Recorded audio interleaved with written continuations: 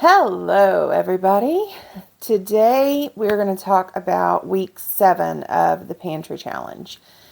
I'm a little flabbergasted that we are already at week 7, but here we are. We are going into our very last week of the Pantry Challenge, and to say that it has been interesting is an understatement. Started off really strong, and then I've had some ups and downs. Week 7 probably has been the worst week for me, but it is what it is. So I'm going to try to finish out the Pantry Challenge really strong. And I've learned so much, and I'm going to do a complete recap at the end. But I have learned a lot about myself and about our eating habits and about my gardening and my canning. So I'm not going to quit. There is no quitting. If you are a prepper in any way, if you are a farmer in any way, a canning, preserving, gardener, any of those things, there's not really any quitting because it is a lifestyle. But as you get more and more involved in that lifestyle and you analyze your own habits, I think you adapt and change. So there are lessons that I want to take away from this that are never going to change. So this has been eye-opening and I've really enjoyed it. But I don't want to make this a long one. So let's get into why this was my worst week in the Pantry Challenge. So Monday was Valentine's Day. And actually, I think I start on Sundays. Hang on, let me go back. I don't remember what I did Sunday. Don't remember. And I did not write it down. So I don't know. We may have done leftovers. That may be why I did not write anything down.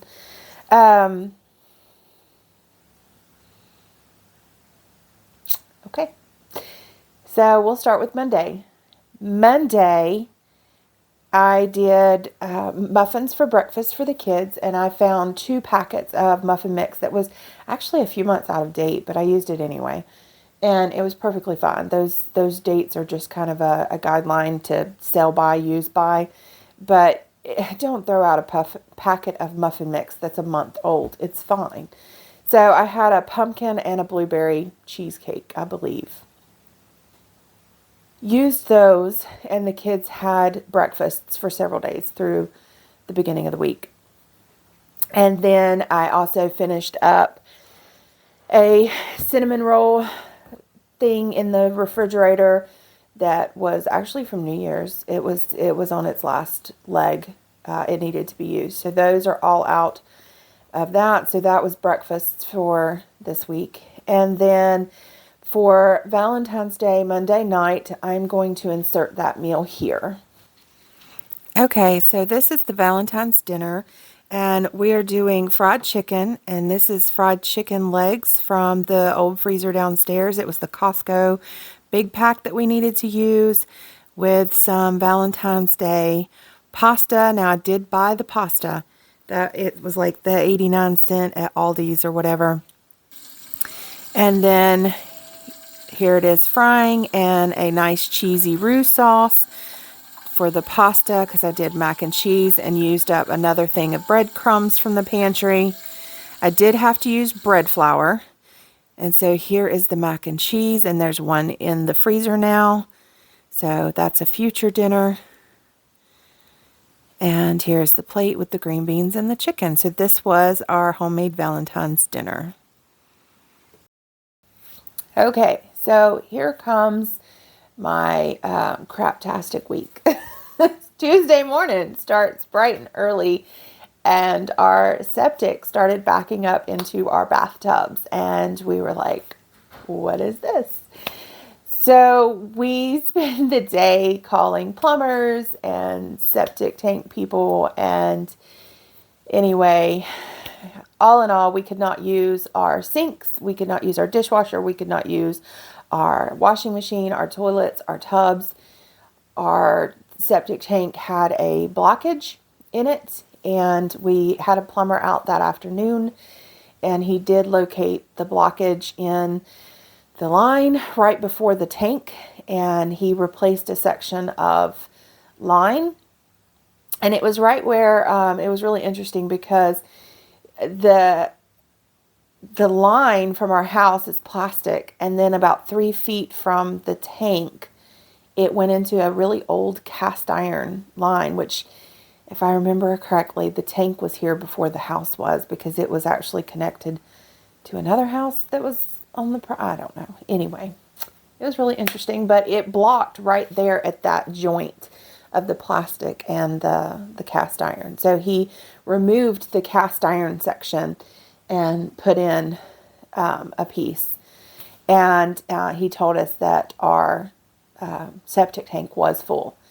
So that may have contributed to it getting blocked up. I don't know. But went back and found out our septic tank had not been pumped since the 90s. So it had been 30 years since the septic tank on this house had been pumped, because we've lived here for 16 years and never had it pumped. And it's actually something that we've been saying the past couple of years is maybe we should have our septic tank pumped, because it's been a while. And so went back and found out that it had not been pumped since the 90s. So the fact that we got away with, 2 days or 2.5 days, I guess, is what it ended up being, because it was the next day before we could get it pumped. And only about $700, I guess, is actually a really good thing compared to horror stories that I've heard. However, we did not want to cook because we couldn't do dishes. We didn't want water going down the sinks because we were, backed up into the toilets the toilets and the tubs and showers. So we had a bit of an issue. And then, of course, we had to catch up on laundry and scrubbing out the toilets and the tubs and all that. So it was kind of like a 3-day thing. So we ended up eating out just because we didn't want to mess up more dishes, because I had already had dishes Tuesday morning that I needed to do and I couldn't do them. And so they sat for like 2 days, and I'm still catching up on dishes. It's like I'm always like one load behind, even as I'm hand washing, because now I'm continuing to cook. But anyway, so we ended up eating, I think it was Taco Bell, which is really disgusting, but my husband was out and about Tuesday night and that's where he was. So he picked up Taco Bell for Taco Tuesday, because the kids really like Taco Tuesday. And then Wednesday we had salads from Zaxby's. Since we were eating out, we took advantage of getting salads. So we had salads from Zaxby's, which is near where my daughter's dance school is. So that was really easy and convenient. And then Thursday, not sure what we did, because that was the catch-up day. And I did not write anything down. So I think Thursday we ate leftovers from Valentine's Day.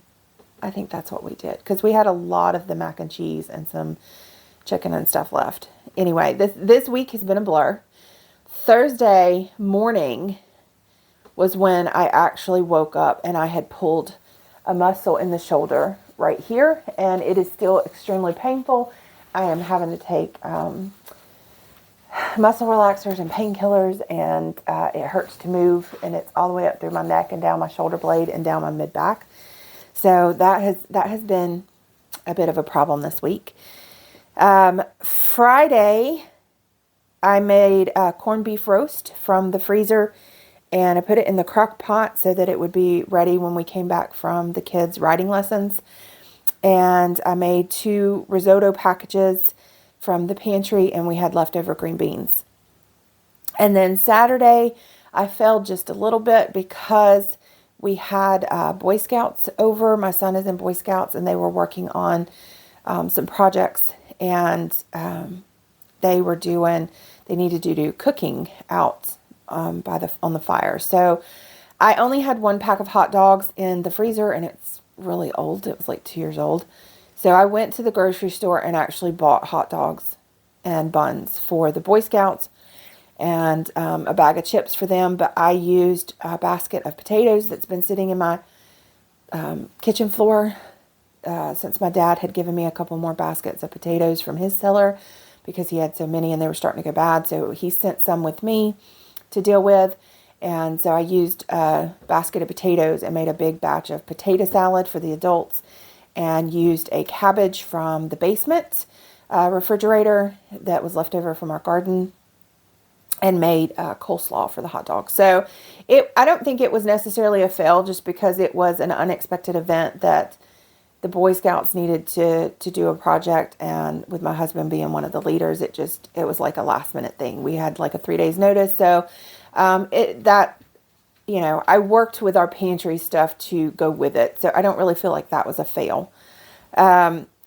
So we kind of finished the week strong, but that middle of the week was just craptastic, literally, because of our septic issue. But things happen, and I probably could have done a bit better with that using some canned goods.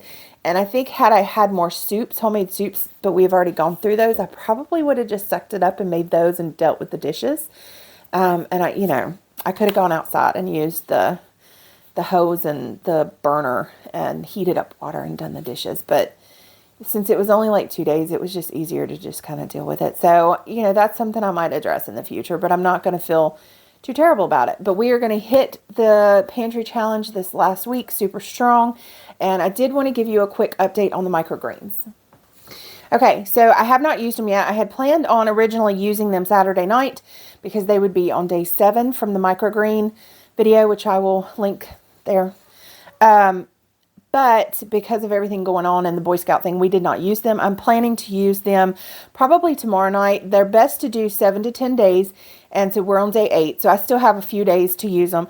But I wanted you to see the update. So you can see you've got quite a bit before they go into the dirt. So you'll just come in and you can clip them. And you have all this lush greenery to use in a salad or in a stir fry. And that is just from the microgreens that we grew, and it's been sitting by the window. Not even in the window because I knew my cats would knock it out. So it has been sitting over on the freezer, like perpendicular to the window. So this is the microgreen update. So there you go. So anyway, thanks for watching, and I hope everyone has a fantastic week. Finish strong, and I have a lot of gardening content that's going to be coming out because it is full-on gardening season, and I am so excited about it. So anyway, thanks for watching, and we'll see you soon.